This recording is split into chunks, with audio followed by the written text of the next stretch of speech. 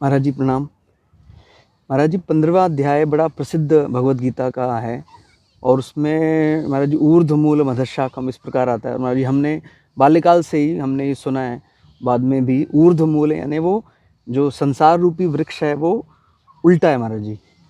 और ऐसा भी सुनने में कहीं आता है कि वो एक बार उल्टा है महाराज जी, या ऐसा कुछ और। उसका महाराज जी इसका अर्थ बताइए महाराज जी, क्या है ये ऊर्ध्वमूल मधशाखम? तो चलो, शुभम भवतु। गीता का ये 15वां अध्याय। जी महाराज जी। प्राय बचपन से ही बच्चों को याद करवाने की कई घरों में पद्धति है। जी महाराज जी। और फिर कई संस्थाओं में इसको भोजन के समय में बोलना है, इस प्रकार की भी पद्धति है जी। और पुरुषोत्तम योग इसका नाम दे करके इसको एक प्रकार से पूरे गीता का एक वैसे तो सभी महत्व का है, पर सबसे ज़्यादा महत्व का ये इस ऐसा भी एक भाव बन जाता है। जी महाराज जी। और शुरुआत इसकी बड़ी रोचक रूप से हुई है जी। एक रूपक है और वो अश्वत्थ का रूपक है जी। अश्वत्थ, पीपल। अच्छा महाराज। और आपने जैसे अभी पहले अपने शब्दों में बोल दिया कि वो संसार वृक्ष है। जी महाराज जी। अब ये बात बड़ी बड़ी आपने बहुत अपने आप कह दी कि ये संसार वृक्ष है। वो महाराज जी हमने पढ़ा, मतलब ऐसा तुमने ऐसा पढ़ा कहीं। सही बात, नहीं ठीक कह रहे। अब इसमें इसकी पार्श्व भूमिका है कुछ जी। इस गीता में ना जी। ये उस काल के ग्रंथ है जी। गीता में कलेक्शन है जो। जी महाराज जी। ये उस काल का है जब भारत में एक सांख्य और योग नाम से दो मत बड़े प्रबल हो गए थे। अच्छा महाराज। कपिल मुनि के नाम से प्रसिद्ध एक प्रवर्तक आचार्य कोई, उनके अनुयायियों के द्वारा एक सांख्य मत। जी महाराज जी। और एक हिरण्यगर्भ, तो वैसे प्रजापति का ही नाम है, ब्रह्म का ही नाम है जी। तो उसी से कुछ ऐसा मान के चलने वाले कि भाई उस परंपरा से कुछ योग मत। जी महाराज जी। और ये अपने आप को वैदिक ही मानते हैं। अच्छा महाराज जी। यानी वेद के ही जो वेद में जो ब्रह्म को बताने वाला जो प्रकार था, तो ब्रह्म विद्या बोलते हैं उसको जी, या आत्मविद्या भी कह सकते हैं। तो ब्रह्म विद्या आत्मविद्या को बताने वाले कुछ वेद में कुछ हिस्से होते थे जी, उनको उपनिषद कहते थे जी। तो उपनिषद को ही मानो कि ये व्याख्या कर रहे हैं जी, ऐसा इनका अपना ख्याल रहता है। अच्छा जी। परंतु कालांतर में त्रयी सांख्य योग पशुपति मतम वैष्णवमिति, आपने महिम्न का ये श्लोक प्रसिद्ध सुना होगा जी।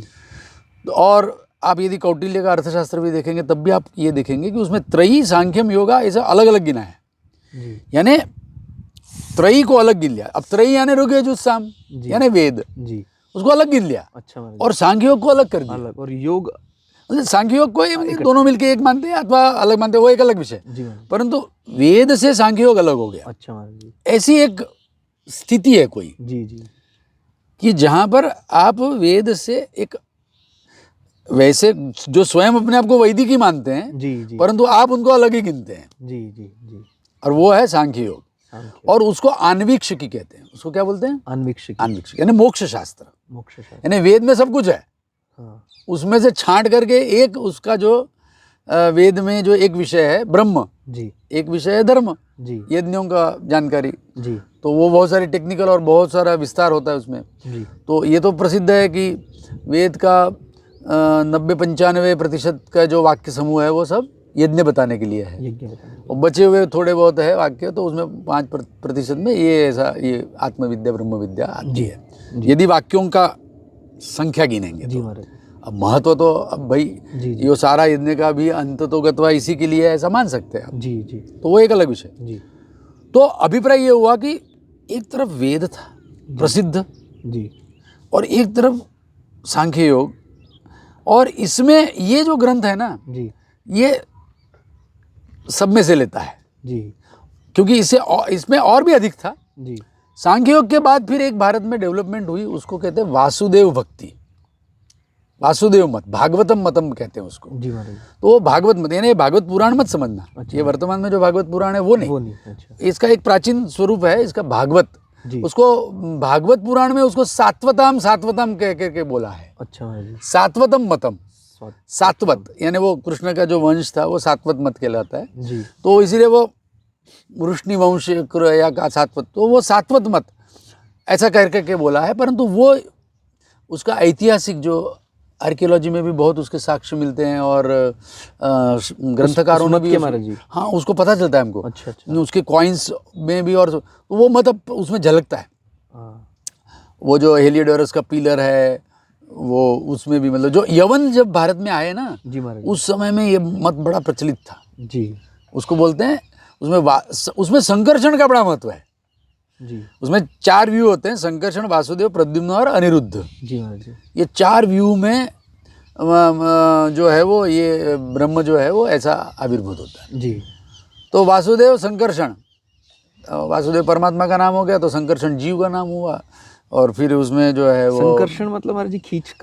संकर्षण यानी वो बलराम का नाम है। अच्छा अच्छा अच्छा। बलराम का नाम है संकर्षण जी जी। वो हल लेकर के ऐसा वो खींच के ले ऐसा वो जो भी कहानी है। परंतु अभिप्राय मेरा ये है कि वासुदेव संकर्षण वाला जो वासुदेव मत है, जिसका पाणिनीय सूत्र में भी जिसका वर्णन आता है, महाभाष्यकार ने तो स्पष्ट रूप से कह दिया कि 2 प्रकार से वासुदेव को देखा जाता है। एक तो वृष्णि वंश में वासुदेव नाम का क्षत्रिय जी, एक पुरुष जी, और एक वासुदेव भगवान का नाम। अच्छा महाराज। दोनों रूप से उसको देखते हैं। अच्छा। ऐसे दोनों का मतलब एक भी है अलग भी है। अच्छा। दोनों प्रकार से उसको देखा जाएगा जी। तो ये उसका परामर्श उसने किया है जी। किसने? महाभाष्यकार ने। व्याकरण सूत्र पाणिनि सूत्र है, उसके महाभाष्यकार है पतंजलि मुनि, उन्होंने ये बात कही है। तो हमको ये समझ में आ गया कि कुछ काल में भारत में ऐसा ये भागवत मत का भी उत्कर्ष हुआ जी। तो उसमें महाभारत पूरा ही प्रमाण है इस विषय में जी, कि उसमें आप कृष्ण को आप केशव बोलते हैं या ऋषिकेश बोलते हैं या पद्मनाभ बोलते हैं या आप ऐसा कुछ भी ऐसा नाम देंगे जी, तो मुझे बताइए कृष्ण के नाम कैसे हो सकते हैं ये जी? भाई मधुसूदन कृष्ण कैसे हो जाएगा? क्योंकि मधु को तो कृष्ण ने तो नहीं मारा था, विष्णु ने मारा था।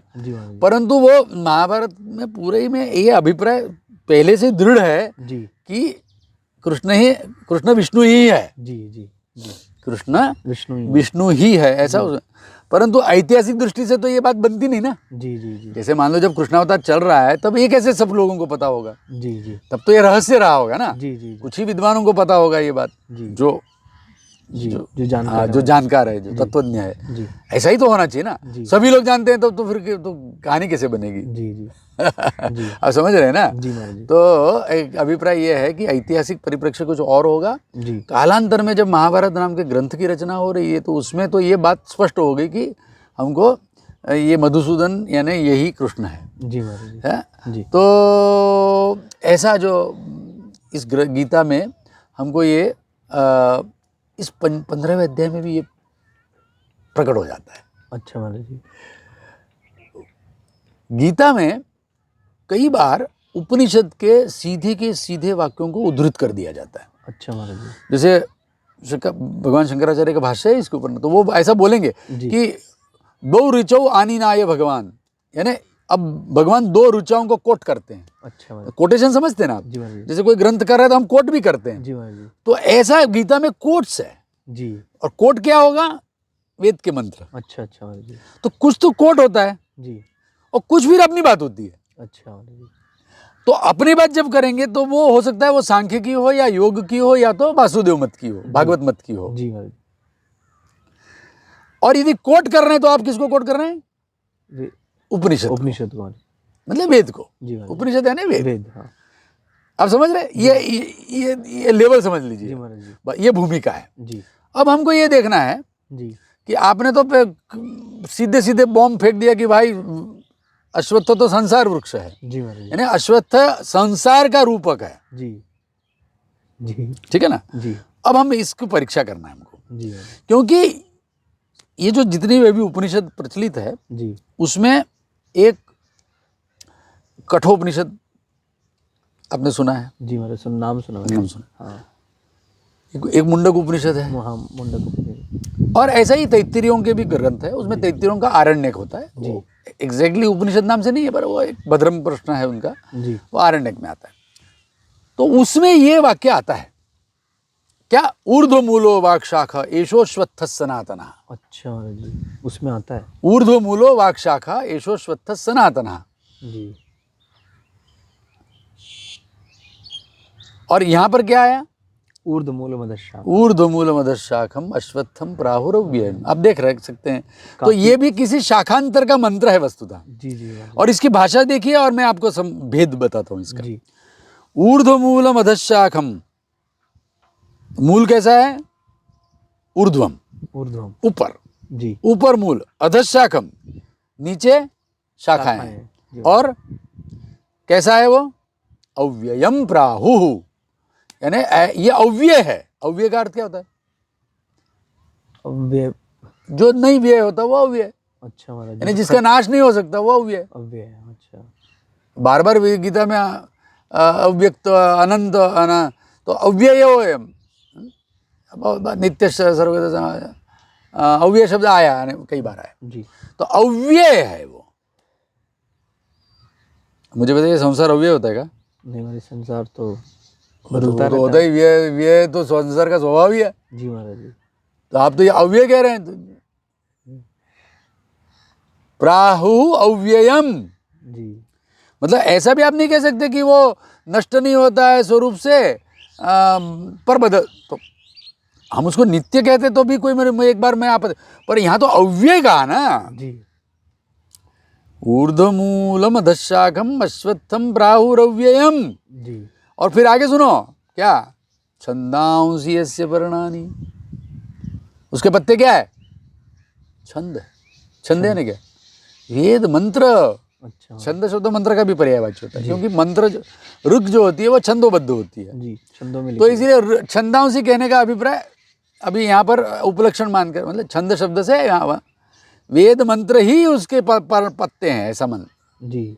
छंदांसि यस्य पर्णानि जी। और फिर क्या होगा, तो इससे क्या होगा, यस्तम वेद, यह तम वेद, जो उसको जानता है जी। संसार को जानने से क्या होता है भाई, तुम क्या कहलाते संसार को जानने से? संसार के तुम बहुत एक्सपर्ट हो तो क्या कहलाओगे? संसारी है हमारा जी, है संसारी संसारी कहलाओगे सांसारिक जन कहलाओगे, बहुत कुशल हो, बहुत सब जानते हो सब संसार में क्या क्या लीला होती है सब है जी। तो यहाँ पर तो क्या बोला उसको, यस्तम वेद स वेदवित्, वो वेदवित् है। अच्छा महाराज जी। और बाद में आगे कहीं एक श्लोक में कहा है कि वेदांत कृत वेद विदेवचाहम, मैं ही हूँ वेदवित्। और यहाँ कर सवेदवित्, यानी वो कौन है, वो है। यानी इसको यदि जान गया जी, जैसा हमने बताया अभी, मतलब जैसा हमने बताया, मतलब इस श्लोक ने जैसा बताया जी, उसको जो जानता है वो वेदवित् है, वो वेद का विद्वान है। हाँ, वो वेदवित् है, यानी वो तत्वज्ञानी है, यही अभिप्राय है उसका, यानी वो ब्रह्म को जानता, हाँ वो ब्रह्म है। अच्छा, वो ब्रह्म है, हाँ, क्यों बाद में बोला ना वेदांत कृत वेद विदेवचा, हम मैं ही तो वेदवित् हूँ। अच्छा, कोई वेदवित् कोई दूसरा, कोई थोड़ी मेरे से और कोई दूसरा वेदवित् है या नहीं? हाँ हाँ, मैं ही निर्णय करने वाला हूँ, मैं ही वेदविद हूँ, ऐसा आगे कहेंगे उसको जी। तो यहाँ पर वेदवित् वही वेदवित् है, यानी वही ब्रह्मैव सन् ब्रह्मा, ब्रह्मविद् ब्रह्मैव भवति, वही बात है। तो यहाँ पर तो ये वृक्ष कौन है, ये संसार है कि ब्रह्म है?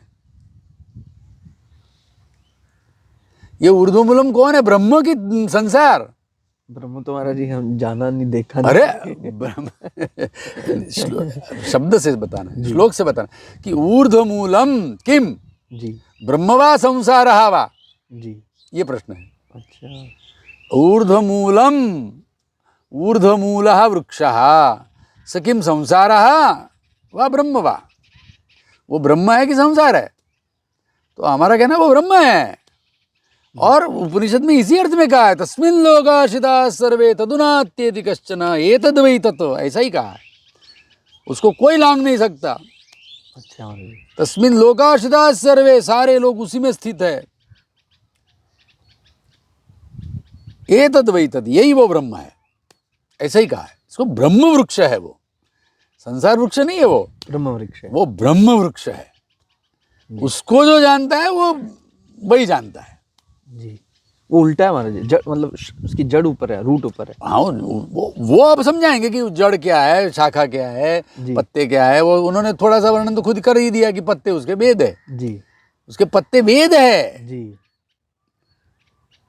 यानी ये वो जो कार्य कारण ब्रह्म है वो, जी, पर उसको आप संसार नहीं कह सकते, आप उसको ब्रह्म ही कहना चाहिए। ये पहला निश्चय कर लो। जी, जी, जी, अब ये निश्चय अभी मत करो, चलो अभी आपको विश्वास नहीं हो रहा, जी, अब हम आगे बताते हैं। होता क्या है कि सांख्य की शैली बताना उनको भी ब्रह्म ही है, जी, बताना उनको तत्व ही है, जी, परंतु उनके सिद्धांत भिन्न है उपनिषद के। जी, उपनिषद में प्रधान प्रकृति नाम की कोई भिन्न कल्पना नहीं है, उसमें ब्रह्म ही उपादान होता है, ब्रह्म ही निमित्त होता है। अच्छा महाराज जी, ब्रह्म ही ब्रह्म के लिए। ब्रह्म उपादान, उपादान यानी मटेरियल कॉज। जी, संसार का मटेरियल कॉज क्या है? ब्रह्म। तो वेद उपनिषद मत में ब्रह्म ही उपादान कारण है। अच्छा महाराज जी, यानी जैसे घड़े का दृष्टांत जब लेते हैं प्रसिद्ध दर्शन शास्त्रों में, जी, कि घड़े से मटका बनता है, बनाने वाला मिट्टी कुम्हार से- होता है। हाँ, मिट्टी से मटका। नहीं, मिट्टी एक मटेरियल है, अच्छा महाराज जी, और वो बनाने वाला एक कुम्हार होता है। जी महाराज फिर वो और भी चीजें रखता है, वो एक चक्कर रखता है, डंडा रखता है, जी, पानी में दो पानी मिला करके उसका मिट्टी का लोंदा बनाता है, और फिर वो पहिए पे रखता है, फिर हाथ लगाता है, उसको घुमाता है, और फिर उसका घड़ा बना देता है। जी महाराज जी, तो घड़े में उपादान कारण क्या है? मिट्टी। मिट्टी। और निमित्त कारण क्या है? तो कुम्हार है, वो चक्का है, और ये वो सब, जी, ये सब निमित्त कारण माने जाते हैं। जी, समझ में आ रहा है? जी, इसको एक को एफिशिएंट कॉज बोलते हैं, और एक को जो है वो उसको मटेरियल कॉज बोलते हैं। जी, तो ऐसा कुछ बोलते हैं। तो उपादान कारण और निमित्त कारण, ये समझ में आ रहा है? जी महाराज। तो उपनिषद मत में इस संसार का उपादान कारण क्या है? ये ब्रह्म। ब्रह्म। ब्रह्म। और निमित्त कारण क्या है? वो भी। वो भी ब्रह्म। जी, वो बना रहे। ठीक है। हाँ। उपनिषद मत में ब्रह्म ही संसार बनता है और ब्रह्म ही बनाता है, तो अपने आप को ही बनाता है वो। हाँ, ठीक है। हाँ, फिर आगे और बहुत बातें हैं, पर अभी इतना मोटा समझ लो। जी, और सांख्य मत में क्या है? जी महाराज जी, सांख्य मत में उपादान कारण क्या है संसार का? तो प्रकृति है। प्रकृति है, वो ब्रह्म से अलग है। नहीं, अब अच्छा, अभी ब्रह्म तो हमने बोला ही नहीं, हमने ब्रह्म बोलेंगे नहीं हम। अच्छा, हमने क्या बोला कि संसार का प्रकृति उपादान कारण क्या है? प्रकृति। प्रकृति। सत्व रजतम, हाँ, सत्व रजतम तम। का ऐसा मतलब उसमें ये मत पूछना कि कितने किलो है वो, जी, जी, ये कितने टन है, ऐसा कोई क्वांटिटी मत पूछना। जी, वहाँ क्वालिटेटिवली अपने को समझना है कि सत्व रजतम, यानी कहीं भी संसार में कोई भी चीज दिखाई देगी, यदि विस्यात् त्रिभिर्गुण, जी, यावत संजायते किंचित सत्वम स्थावर जंगमम, स्थावर या जंगम जो कुछ भी संसार में कोई भी जो सत्वम दिखाई देता है, जी, तो उसको यदि तुम देखोगे तो उसमें क्या मिलेगा? सत्वरजतम। सत्वरतम तुमको दिखेंगे उसमें। जी, तो और सत्वरतम यानी क्या है? वो कोई ऐसा बहुत ऐसा उसको बोलेंगे प्रकाश क्रिया स्थितिशीलम जी, भूतेन्द्रियात्मकम भोगावर्गार्थम दृश्यम। प्रकाश, क्रिया और स्थिति, जी, मतलब बड़ा वैसे बहुत साइंटिफिकल, मतलब साइंटिफिकली बहुत ही पावरफुल टूल है ये। जी, क्या है ये? यानी कोई भी आपको कहीं भी कोई भी घटना, जी, तो उसमें आपको 3 उसमें इमेजिनरी पार्ट करने हैं। जी, आप एक्चुअली उसमें पार्ट पृथक करके नहीं मिलेगा आपको कभी भी। जी महाराज जी, कभी भी आप एक दूसरे के बिना ये नहीं रहते हैं, जी, सब मिलकर के ही कहीं भी, मतलब द स्मॉलेस्ट, ज्यादा मतलब जैसे आपका जो ये जो स्क्रीन होता है ना, जी महाराज, उसमें every pixel is made up of 3। हाँ, रेड ग्रीन। वो उसमें 3, हाँ, तो हर एक पिक्सल में तीनों है। जी। इसी प्रकार से यहाँ पर हर में तीनों ही है। अच्छा, और वो क्या है? तो प्रकाश, क्रिया और स्थिति। जी, प्रकाश, क्रिया और। हाँ, वो जाना जाता है, जानता है, दोनों जाना जाता है, जानता है, जी, ये प्रकाश। जी, क्रिया, जी, वो बनता है, बनाता है। जी, और स्थिति, जी, वो खुद भी बनता है और सामने वाले को भी बनाता है। जी, तो स्थिति, प्रकाश, क्रिया और स्थिति। जी, प्रकाश क्रिया स्थितिशीलम, भूतेन्द्रियात्मकम। तो एक जब विषय बनेगा तो उसमें भी ये तीनों रहेंगे, और जो इंद्रिय बनेंगी जी उसमें भी तीनों रहेंगे जी। तो जड़ चेतन संसार में जो कुछ भी है वो ये तीनों में, उसमें सब में ये तीन मिलेंगे आपको। कम ज्यादा हो सकता और ये तीन से अतिरिक्त और कुछ है कि नहीं पर? हाँ महाराज जी। तो उन्होंने बोला भोगापवर्गार्थम दृश्यम, और ये जो दृश्यम है जी तदर्थ एव दृश्यस्य आत्मा। वो कौन है फिर जिसके लिए ये सब है? उनका ये कहना है कि कोई भी जब एग्रीगेट होता है, जी कोई भी जब मिलती है चीज, जी तो वो जब मिलती है तो एक दूसरे के लिए नहीं मिलती, ऐसा तर्क है। जी संहति परार्था, जी संहति परार्थ। परार्था, यानी उदाहरण ऐसा कि जैसे आप ईंट और लोहा, जी सीमेंट, पानी, ये सब आप मिलाया, घर बनाया, तो कोई एक दूसरे के लिए है क्या? नहीं ईंट के लिए लोहा, लोहा के लिए ईंट, ऐसा होता है क्या? नहीं, कि रहने वाले के लिए होता है? रहने वाले के रहने वाले के लिए होता है। हाँ। तो ये दृष्टांत है। हाँ। तो यदि कोई भी चीज मिलजुलती करके बनती है तो वो किसी और के लिए होती है। हाँ तो तदर्थ एव दृश्यस्य आत्मा, तो ये सारा दृश्य जो है वो किसी के लिए है। जी वो कौन है फिर? वो पुरुष, वो पंचविंशा पुरुष, वो 25वां पुरुष होता है। जी ऐसा करके ये सब मत है। इसका नाम क्या है इस मत का? सांख्य। सांख्य। जी ये जो साइंटिफिक मॉडलिंग है, जी रियलिटी मॉडलिंग, जी तो ये जो है वो ये सांख्य सिद्धांत कहलाता है। और सांख्य योग दोनों का ये समान होता है। जी तो अब ये इस मत में आप देख गए अंतर क्या समझ में आया आपको? कि यहाँ पर, वहां पर केवल ब्रह्म से सब ब्रह्म से, जी ब्रह्म वनम ब्रह्म स वृक्षासीद, वहां ब्रह्म ही वह तत्सृष्ट्वा तदेवानुप्राविशतु, उसमें ब्रह्म ही है, वह और कुछ होता नहीं। उसके नाम कई बार अलग होते हैं, कई बार उसको सद बोल देंगे, कई बार उसको आनंद बोल देंगे, कई बार उसको प्राण बोल देंगे, कई बार इंद्र बोल देंगे, कुछ भी ऐसा बहुत सारे नाम होते हैं। आकाश भी बोलते हैं, और कई नाम, कई बार, मतलब अलग अलग विद्याओं में अलग अलग प्रकार से अभिधान आया। परंतु अभी सब में ब्रह्मसूत्र नाम का जो एक मीमांसा का ग्रंथ है ना, उसमें निर्णय हुआ है जी कि भाई ये सब मिलाकर के ये सब ब्रह्म के लिए कॉन्वर्जेंट है। जी इसमें कोई विरोधाभास कुछ नहीं है। प्रतीत होता है कई बार ऐसा कि इसमें कुछ अलग चल रहा है, इसमें अलग चल रहा है, जी प्रक्रियाओं का भेद होता है, परंतु सिद्धांत में कोई अंतर नहीं है, और सब मिलकर के एक ही सिद्धांत कहलाएगा, और वो कहलाएगा वेद सिद्धांत। वेदांत कहते हैं उसको। जी वेद अंत है ना, वेद का अंत नहीं, वेद का अंत है वेद का निर्णय, वेद का सिद्धांत, वेद का सिद्धांत। वही अंत यानी सिद्धांत होता है। कृतांत भी बोलते हैं उसको, जी सांख्य कृतांत जैसे शब्द है। तो अभिप्राय ये हो गया कि वैदिक सिद्धांत में केवल ब्रह्म है। जी अब उसमें फिर ये अलग बात है कि वो फिर विशिष्ट है कि शुद्ध है कि केवल है, ये ऐसे और भी शब्द लगाते हैं उसमें, परंतु है वो ब्रह्म। प्रकृति पुरुष जैसी कोई बात नहीं है उसमें। और सांख्य में क्या है? शुरुआत में ही हम कह देंगे कि ये उपादान कारण प्रकृति, हाँ और जिसके लिए ये है जी वो असंगः पुरुषः, जी वो स्वयं इसमें लिपायमान न होता हुआ भी जी पुरुष प्रकृतिस्थो ही भुंगते प्रकृति जान गुणान, ऐसा करके उसको बोलेंगे। जी तो ऐसा ये पुरुष, तो प्रकृति पुरुषवादी जो लोग होंगे उनके लिए क्या हो जाएगा? संसार का उपादान ढूंढने जाएंगे तो लास्ट में क्या मिलेगा? प्रकृति। बोलो बोलो, हिम्मत करे। प्रकृति मिलेगी, प्रकृति मिलेगी मतलब ब्रह्म मिलेगा क्या? नहीं। नहीं। ब्रह्म ढूंढने के लिए उसको परार्थत्व ऐसा है उसका, उसमें और एक हेतु लगाना पड़ेगा। संसार का बस संसार क्या है ऐसा समझने से कुछ नहीं मिलने वाला भाई। संसार क्या है, किसके लिए है, ऐसा करने से पुरुष मिलता है।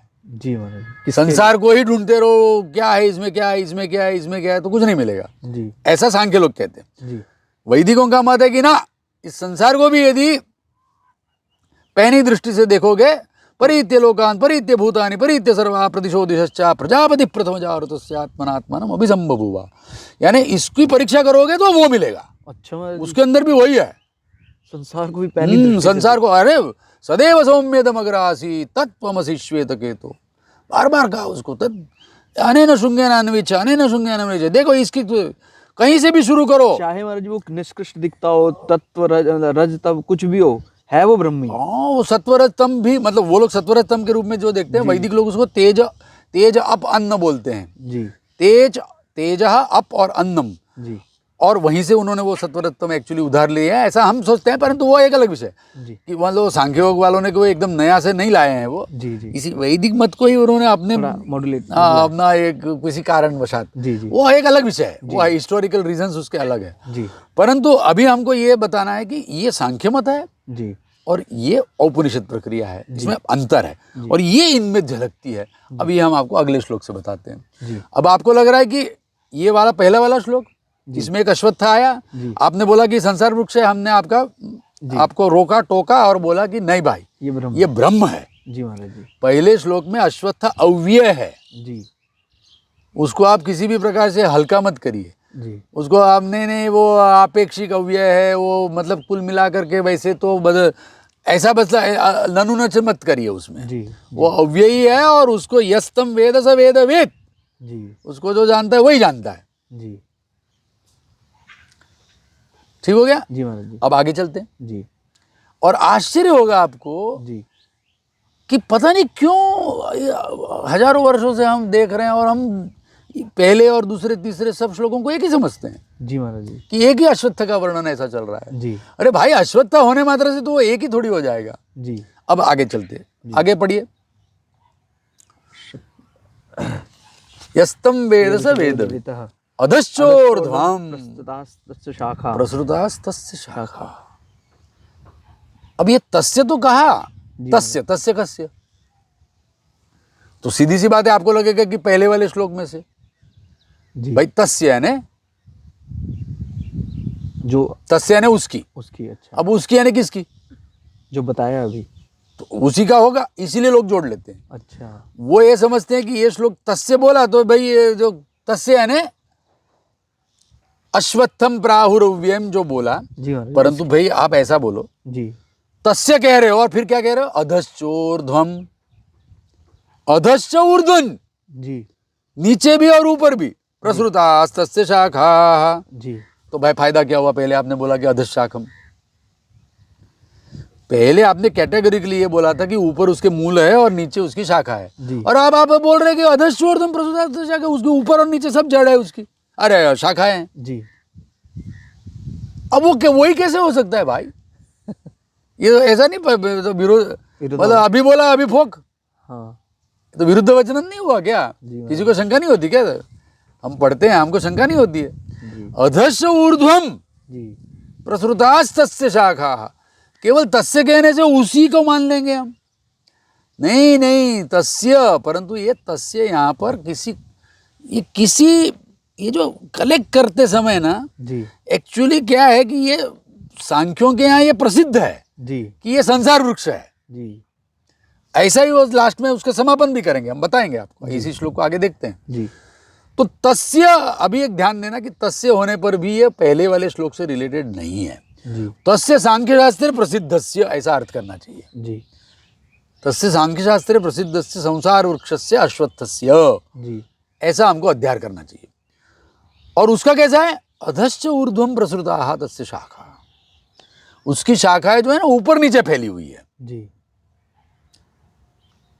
और फिर आगे क्या, गुण प्रवृद्धा, भाई अपना विषय उन्होंने बताया, वो गुण प्रवृद्धा है वो। जी उसको कौन बन पा रहा है, जी रस क्या आ रहा है उसमें, गुण प्रवृद्ध, गुण से, मटेरियल कॉज क्या है उसका, गुण प्रवृद्धा, विषय प्रवाला। जी और जब वो पल्लवित होता है, जब उसको पत्ते आते हैं, वो क्या है पत्ते इसके, विषय, उसके क्या पत्ते थे भाई, उसको तो वेद थे महाराज जी, उसके तो वेद मंत्र ही पत्ते थे उसके, वो जिसको हम सनातन वेद समझते हैं नित्य, जी उस नित्य वेद उसके पत्ते थे। और यहाँ पर विषय प्रवाला, जो इंद्रियों के विषय महाराज जी, हाँ हाँ इंद्रियों के विषय, और नहीं तो क्या, अच्छा विषय प्रवाला। जी और फिर कर्मा अधश्य, अधश्च मूलानि, और उसका कहाँ था मूल, उसका तो महाराज जी ऊर्ध्वम था, ऊपर था, यहाँ तो अधश्च मूलानि अनुसंधतानि, और वो भी कैसी, कर्मानुबंधीनी, कर्म के द्वारा, और जड़ उसकी पकड़ी हुई है कैसे,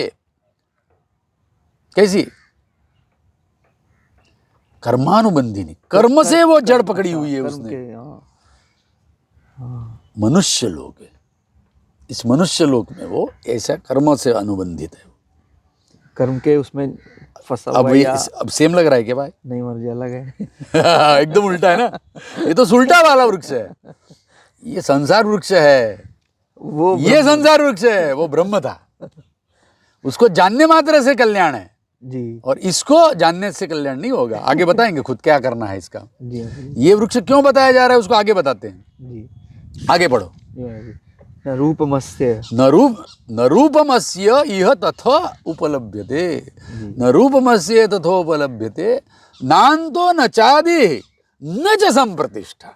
जी इसका अंत नहीं है, आदि नहीं है, ठीक है, परंतु ये अव्यय नहीं, न च संप्रतिष्ठा, जी ये प्रतिष्ठित नहीं है, पर जी। ये हवा में है, मतलब ये सब ऐसा झांसा सा है, ये ढकोसला है। दूसरे वाला महाराज हाँ, दूसरे वाला ही तो, पहले वाला कैसे ढाका जाए, वो पहले वाला तो ऊर्ध्व मूलों में भाई, वो तो एकदम पक्का है एकदम। अव्यय है वो तो, वो तो उसको तो जान के तो खत्म, समझ गए, सब समझ गए। यहाँ क्या करना है, न च संप्रतिष्ठा, अश्वत्थम एनम, इस अश्वत्थ को, सुविरूढ़ मूलम, जी ये इसकी जड़ें बहुत मजबूत है, जी। ब्रह्म नहीं है पर इसकी जड़ क्या है, विषय कर्मानुबंध, कर्म, कर्म से अनुबंधित है वो, जी जी। मतलब वासना रूपी उसकी जड़ है जी।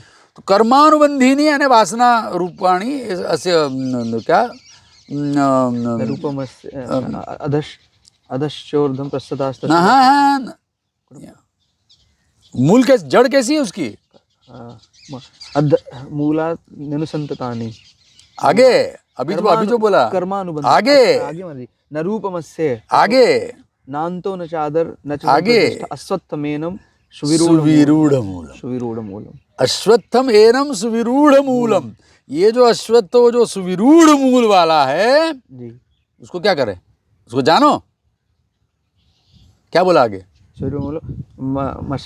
असंग शस्त्रेण दृढ़ेन छित्वा, काट के। अच्छा जी। अब काटने मात्र से भी कुछ नहीं होने वाला है, काट के, असंग शस्त्र से, असंगता रूपी शस्त्र से अलग इस वृक्ष को काट करके, मतलब अब इस वृक्ष को तो जानना ही नहीं है जी, इस वृक्ष को जानने से क्या फायदा भाई, इसको तो काट देने के लिए आएगा बस, ये कुछ अच्छा जानना बनना नहीं, इसको काट देना, और काट के फिर मतलब जो उसकी जो जड़ है ना, जड़ से काटना उसको, अच्छा, ताकि फिर से ना पनपे। हाँ ऊपर से पत्ते काटोगे, टहनी काटोगे तो नहीं चलेगा, फिर हो जाएगा, तो फिर से दोबारा आएगा, तो जो जड़ से काटना है, मतलब उसको दृढ़ेन छित्वा असंग शस्त्रेण, और फिर क्या, ततः पदं तत्परिमार्गितव्यम, फिर उस पद को ढूंढो। अच्छा, मतलब ये वृक्ष बीच में आड़ आ रहा है जी, उसको पहले तो काटना, इसको काट डालो, और फिर उस ततः पदं तत्परिमार्गितव्यम यस्मिन् गताः न निवर्तन्ति भूयः, फिर उस पद को ढूंढो जहां पर जाने के बाद वापस लौट के नहीं आया जाता। जी, तमेव चाद्यम पुरुषम प्रपद्ये, प्रपद्ये तो ऐसा उसका व्यत्यय कर लेना चाहिए, तो उसी फिर आद्य पुरुष को, वो जो पद है वो आद्य पुरुष है, तद विष्णु परमम पदम सदा पश्यन्ति सूरयः, ऐसा वेद में उसके विषय में कहा। तो वो जो विष्णु का परम पद है उसको फिर ढूंढो जी, जहां जाकर के लौट के नहीं आया जाता जी, और उसके बारे में क्या कहा, यथा प्रवृत्ति, यथा प्रवृत्ति प्रसृता पुराणी, जहां से ये सब पहले से चला आ रहा है, वो तद विष्णु परमम पदम सोध्वन पारमाप्नोति तद विष्णु परमम पदम, ऐसा उपनिषद में भी कहा है। तो कहने का अभिप्राय ये हुआ कि अब आप भी ब्रह्म को ही पहुंचना चाहते, परंतु ब्रह्म पहुंचने की प्रक्रिया में भिन्न अंतर आ गया कि नहीं, आपको समझ में आ रहा है। वहां पर तो आप जो वृक्ष था उसी को आपको जानने की प्रतिज्ञा कर रहे हैं कि आप इसको जानो, तो जान गए, और यहाँ कह रहे हैं इसको काटो और फिर उसको जानो, हाँ, उसको काटना पड़ेगा, मतलब तो ये संसार वृक्ष है, इसको काटो और फिर ब्रह्म को जानो, ब्रह्म को या उसको भी कुछ भी, उसको परमात्मा पुरुष आत्मा को जानो, पुरुष को जानो, कुछ मतलब हमारा संबंध है इससे। तो अभिप्राय ये हुआ कि ये दोनों भिन्न भिन्न प्रक्रिया हुई कि नहीं जी, साम्य क्या है कि दोनों में अश्वत्थ प्रतीत हो रहा है जी, परंतु एक में वो संसार वृक्ष है जी, और एक में वो ब्रह्म है, वो कार्य कारणात्मक ब्रह्म है, ब्रह्म ही है वो, जी, और यहाँ पर प्रकृति पुरुष जैसा भेद होने के कारण सिद्धांत में ये वृक्ष है, इसको काट दो जी और फिर इसमें अनासक्ति से फिर उस जहाँ से प्रवृत्ति पहले से आरंभ हुई है उस आद्यम पुरुषम उसको शरण जाओ, प्रपद्येत, उसको शरण जा करके उस पद को ढूंढो, उसका जो वो हमारा डेस्टिनेशन है, जहाँ पर जाने के बाद लौट के नहीं आया जाता। तद विष्णु परमम पदम। तो ऐसा करके ये इस परम पद को प्राप्त होया जाता है संसार वृक्ष को छेदने के बाद। ऐसी ये प्रक्रिया है जी। इस प्रक्रिया के विषय में हमारा अभी कोई हम अभी प्रतिपादन हमने जो किया वो समझे। एक रोचक बात आपको बताई जी जी दो अलग अलग प्रकार से इसको तो एक तो कोटेशन था जी कि अश्वत्थ के रूप में भी तत्व को बताया जाता है, ऐसा कह कोट करके जी फिर एक अपनी प्रक्रिया बता दी जी जो विस्तार से बताई जी और फिर उसमें वो लगे रहेंगे। और यही आगे चल करके भाष्यकार ने तो इसके ऊपर लंबा विवरण किया। तो संसार भी टपहा, संसार वृक्ष है ये जी और उसमें और वो हे होता है। संसार वृक्ष कैसा, जब संसार कहते ही वो हे हो जाता है जी और ब्रह्म कहते ही वो कैसा हो जाता है, ज्ञेय हो जाता है। एक ज्ञेय है और एक हे है। हे यानी छोड़ने योग्य और ज्ञेय यानी जानने योग्य। तो पहले श्लोक में क्या कहा जा रहा है कि ये जानने योग्य है, इसको जानो, इसकी असलियत जानो। ये ठीक है कि वहां पर असलियत जानना है जी, जैसा है वैसा ही जानने से नहीं, उसकी असलियत जानना है। अच्छा। और यहाँ पर क्या है, इसको तिरस्कार करो, इसको छोड़ो और फिर असलियत को जानो। तो ये प्रक्रिया में भेद आ गया जी। तो आनंद आया जी महाराज जी। तो ये पार्श्वभूमि ध्यान देना कि ये सांख्य प्रक्रिया है जी और गीता में प्रधान रूप से सांख्य योग का मत है। अच्छा जी। उसकी गीता का ओवरऑल जो स्ट्रक्चर है उसमें सब वासुदेव या भागवत मत का ही वो ग्रंथ है, इसमें कोई आपत्ति नहीं जी। तो भागवत मत में भी सिद्धांत चूंकि वो सांख्य मत ही है उनका जी। अर्चना वगैरह करने के लिए वो भागवत मत के अनुसार वो जो प्रणिधान कहते हैं उसको, ईश्वर प्रणिधान, तो वो करते हैं। और वेद में चूंकि यज्ञों का विधान होता है जी। और वो ये मानते हैं कि वेद प्रमाण है, इसलिए वो समय समय पे यज्ञों का भी विवरण करते हैं जी, जी। तो ये मतलब वेद तो इसका आकार है ही, मूल ग्रंथ वेद ही है जी। परंतु वेद के बाद फिर सांख्य योग में जो आन्वीक्षिकी जो तत्व निरूपण हुआ जी। तो उनका तीनों का स्वीकार करके भागवत मत में फिर अपनी जो उनकी जो उसको जो उसकी इनकी समझ है, समझिए आप, या उसका एक जो बैकग्राउंड है कि भाई वासुदेव जो है वो कृष्ण के रूप में मतलब वसुदेव रूपी एक वृष्णिवंशी एक क्षत्रिय के पिता के उसको पिता बना करके वो वासुदेव के रूप में अवतरित हुए, परंतु वो स्वयं जो है वो वासुदेव यानी वो मूल परमात्मा के रूप में भी वो है, ये वासनाथ वासुदेव से वासितम भुवनत प्रेम, इस प्रकार से भी वो वासुदेव है। ऐसा करके वो भागवत मत की अपनी उसमें अवतार है जी जी। भागवत मत में अवतार होता है, और सांख्य योग मत में अवतार वगैरह नहीं होता है जी। उसमें सभी जो है वो प्रकृति और पुरुष से ही ये सब कुछ बना हुआ है जी। और वेद मत में तो जैसे कहा कि ब्रह्म ही है और ब्रह्म ही जो है तत्सृष्टवा तदेवानुप्राविशतो, ये निश्चित मत है जी। तो इस प्रकार से ये बहुत बढ़िया महाराज जी, बहुत बढ़िया महाराज जी। अगले वीडियो में अगले श्लोक अर्थ लेंगे महाराज जी। धन्यवाद महाराज।